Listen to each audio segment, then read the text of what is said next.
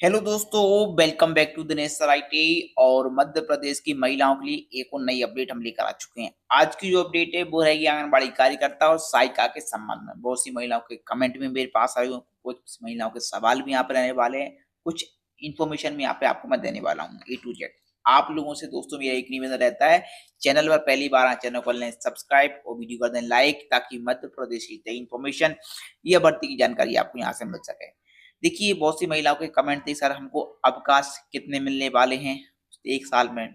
हमको सुविधाएँ क्या-क्या मिलने वाली हैं? और क्या हमको स्मार्ट मोबाइल है वो मिलेगा कि नहीं मिलेगा? क्या हमको प्रतिवर्ष यूनिफ़ॉर्म मिलेगी, नहीं मिलेगी? और कुछ महिलाओं के सवाल हैं कि सर अभी तक हमारा जॉइन लेटर नहीं आया हुआ है। जॉइन लेटर से पहले हमको क्या आवेदन भरना पड़ेगा? ठीक है, कुछ महिलाओं की अभी तक हमारी मेरिट सूची जारी नहीं हुई, ठीक है ना? कुछ महिलाओं के सवाल हैं कि सर हमारे जो आपत्ति का निराकरण नहीं हुआ। तो बहुत सारे सवाल यहाँ पर रहने वाले हैं। अपन एक-एक करके यहाँ पे बात करने वाले हैं, ठीक है? तो आप लोग कर दें वीडियो को लाइक और चैनल को कर लें सब्सक्राइब। देखिए, पहली दोस्तों हम बात करने वाले हैं यहाँ पे, मेरे पास महिला कमेंट था कि सर मेरी मेरिट लिस्ट आ गई है लेकिन जॉइनिंग लेटर नहीं आया। देखिए, यदि आपकी मेरिट लिस्ट आ चुकी तो आपको बहुत-बहुत बधाई पहली बात तो।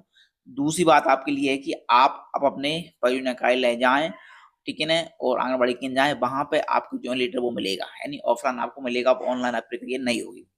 दूसरी एक सर डिंडौर जिले का लिस्ट आ गई है और ऑफलाइन अब क्या करना पड़ेगा? देखिए, यदि आपकी लिस्ट आ गई है तो अब आपको मिलेगा जॉइनिंग लेटर। वो जॉइनिंग लेटर आपको मिलेगा परियोजना कार्यालय से, ठीक है ना? ना कि ऑनलाइन आपका जारी हुआ, ठीक है? तो आप लोग वहाँ पर जाएँ और वहाँ पे आप लोग मालूम कर लें, ठीक है? वहीं से आपको एक साथ सभी के यहाँ पर जारी होंगी जितनी भी महिलाओं के फॉर्म भरे थे, ठीक है ना?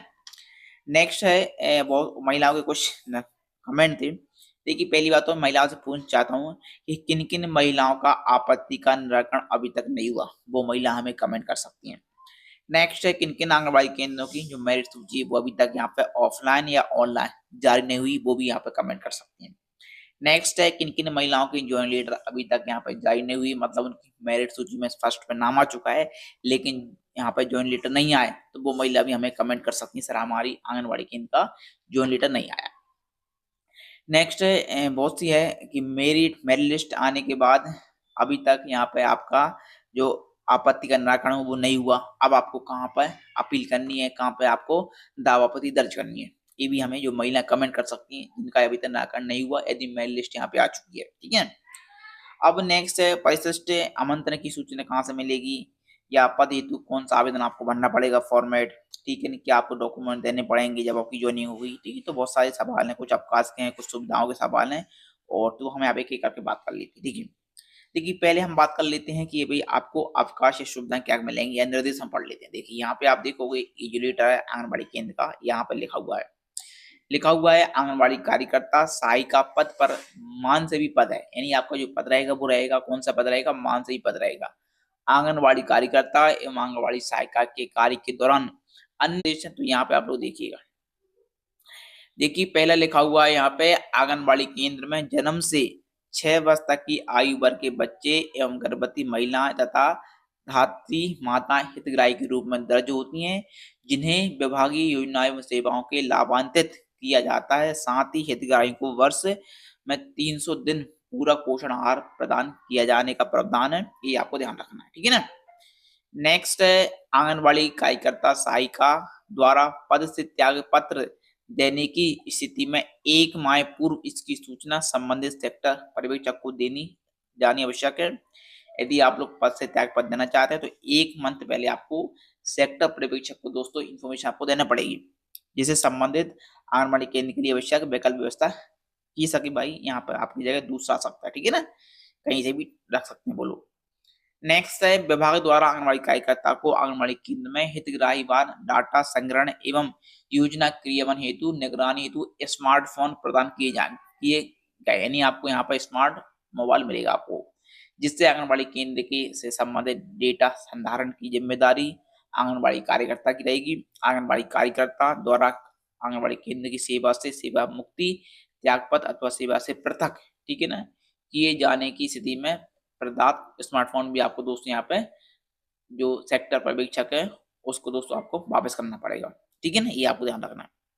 नेक्स्ट है आंगनबाड़ी कार्यकर्ता द्वारा संबंधित आंगनबाड़ी केंद्रों के संदर्भ डेटा को कार्यालय या प्रायोजन के अतिरिक्त किसी और जगह प्रयोग नहीं किया जाएगा। डेटा को कहीं लीक नहीं किया जाएगा।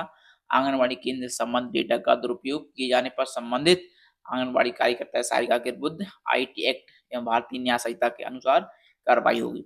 ये आपको बसे ध्यान रखना पॉइंट, ठीक है ना। नेक्स्ट है आंगनबाड़ी कार्यकर्ता द्वारा आंगनबाड़ी केंद्र की सेवा से सेवा मुक्ति, त्यागपत्र अथवा सेवा से पृथक की जाने की स्थिति में संधारित रिकॉर्ड सामग्री, उपकरण आदि संबंध सेक्टर पर्यवेक्षक या नवीन आंगनबाड़ी कार्यकर्ता को आपको ट्रांसफर करना पड़ेगा, देना पड़ेगा, ठीक है ना। नेक्स्ट है यूनिफॉर्म के संबंध में लिखा हुआ कि आंगनबाड़ी कार्यकर्ता सहायिका को विभाग की ओर से प्रति वर्ष दो यूनिफॉर्म आपको मिलेंगी। प्रावधान है आंगनबाड़ी कार्यकर्ता सहायिका को प्रदायित यूनिफॉर्म आंगनबाड़ी केंद्र की सेवाएं प्रदाय के समय नियमित रूप से पहनना आवश्यक होगा।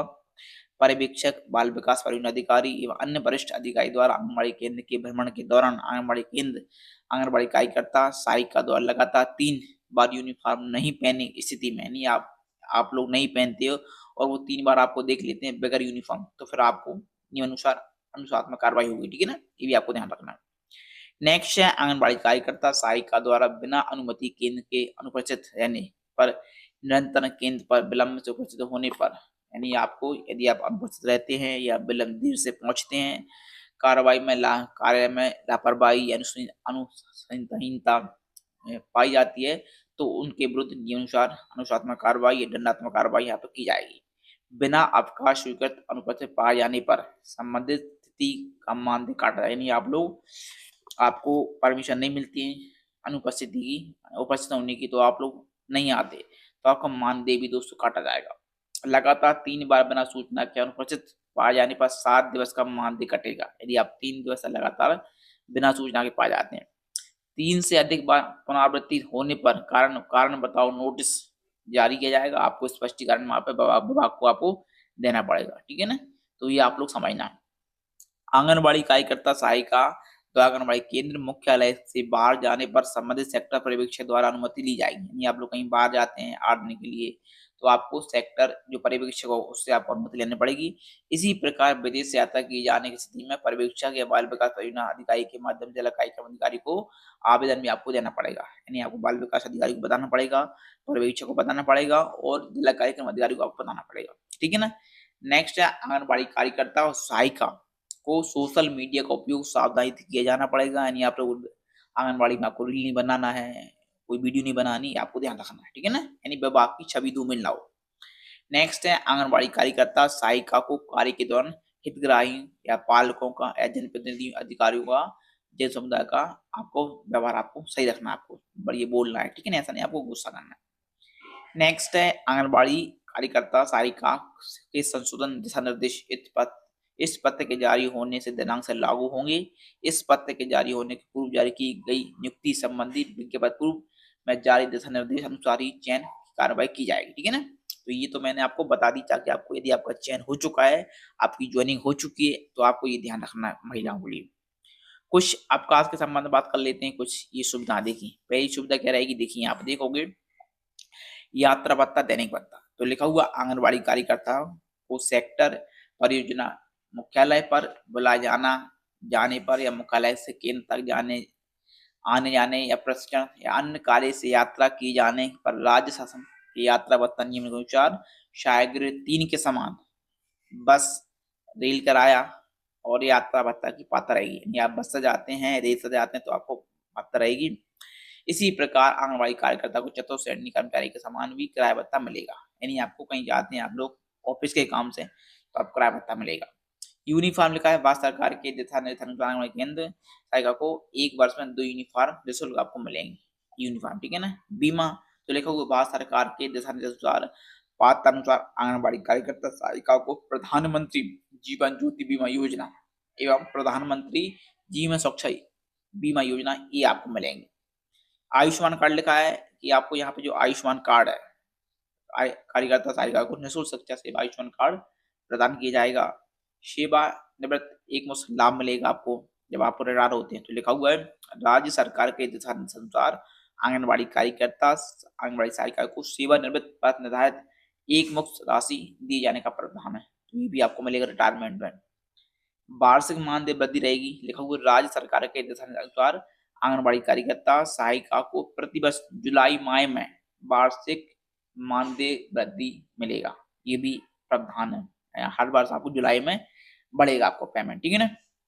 अतिरिक्त प्रभार भी लिखा हुआ है भारत सरकार द्वारा, देय मानदेय के अतिरिक्त राज्य सरकार द्वारा आंगनबाड़ी कार्यकर्ता सहायिका को राज्य मद से अतिरिक्त मानदेय की राशि भी आपको मिलेगी, वो भी मिलने वाली, ठीक है ना। तो ये भी आपको ध्यान रखना है।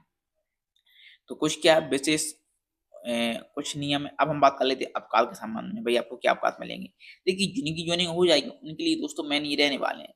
अब देखिए आपको पहले मिलेगा सामान्य अवकाश। तो देखिए सामान्य अवकाश संबंध में लिखा हुआ है, आंगनबाड़ी कार्यकर्ता सहायिका को 1 वर्ष में 20 दिन के अवकाश की पात्र रहेगी, यानी आप लोग 20 दिन अवकाश ले सकते हो, किंतु एक बार में उन्हें केवल 10 दिन से अधिक अवकाश नहीं मिलेगा, यानी आपको एक साथ 10 दिन का अवकाश ले सकते हो, ठीक है ना। इसके ज्यादा नहीं मिलेगा, आपको ध्यान रखना। इससे ज्यादा आप लोग लेते हो 15 दिन का, फिर आपको कट होती रहेगी आपकी सैलरी से, ठीक है ना। नेक्स्ट है मातृ अवकाश। आंगनबाड़ी कार्यकर्ता सहायिका को जिन्होंने 1 वर्ष का सेवाकाल पूर्ण कर लिया है, कम से कम 1 वर्ष का सेवाकाल पूर्ण कर लिया है, उन्हें पूरे सेवा काल में 2 बार मातृ अवकाश मिलेगा, यानी 1 वर्ष में पूरे सेवा काल में नहीं, सॉरी, उन्हें जब तक उनकी ज्वाइनिंग रहेगी तभी तक 2 बार मातृ अवकाश की पात्रता रहेगी। अवकाश की अवधि 180 दिवस की रहेगी, यानी 180 दिन तक आप लोग मातृ अवकाश पर बैठ सकते हो, पूरे सेवा काल में दो बार मिलेगी आपको, ठीक है ना। गर्भावस्था के 8वें माह अथवा उसके उपरांत कभी भी 180 दिवस मातृ अवकाश आप लोग यहाँ पर ले सकते हैं, ठीक है ना। और उक्त अवकाश केवल दो जन्म तक ही मान रहेंगे, 2 जीवित बच्चों को रहेंगे, ठीक है ना। नेक्स्ट है गर्भपात अवकाश। आंगनबाड़ी कार्यकर्ता सहायिका को पूरे सेवा काल में गर्भपात अवधि में 45 दिन का मानदेय सहित अवकाश की पात्रता रहेगी। इसके लिए संबंधित को चिकित्सक प्रमाण पत्र आपको दिखाना पड़ेगा, ठीक है ना। ये आपकी रहेगी, तो गर्भ अवकाश भी आपको मिलेगा। नेक्स्ट है अवकाश स्वीकृति। आंगनबाड़ी कार्यकर्ता सहायिका सामान्य अवकाश आवेदन पत्र संबंधित सेक्टर पर्यवेक्षक को दिया जाएगा, यदि आप लोग लेते हो। इसकी स्वीकृति पर्यवेक्षक द्वारा दी जाएगी, किससे मिलेगी, पर्यवेक्षक द्वारा। मातृ अवकाश, गर्भपात अवकाश तथा अन्य अवकाश का आवेदन पर्यवेक्षक के माध्यम से बाल विकास परियोजना अधिकारी को प्रेषित किया जाएगा, यानी वो करेंगे, जिसकी स्वीकृति बाल विकास परियोजना अधिकारी द्वारा दी जाएगी। बिना सूचना दिए अवकाश पर जाने की स्थिति में आंगनबाड़ी कार्यकर्ता सहायिका के विरुद्ध नियमानुसार अनुशासनात्मक कार्रवाई की जाएगी, ठीक है ना। विशेष परिस्थितियों को छोड़कर आंगनबाड़ी कार्यकर्ता सहायिका को इस समय में अवकाश स्वीकृत नहीं किया जाएगा, ठीक है, ये आपको ध्यान रखना है।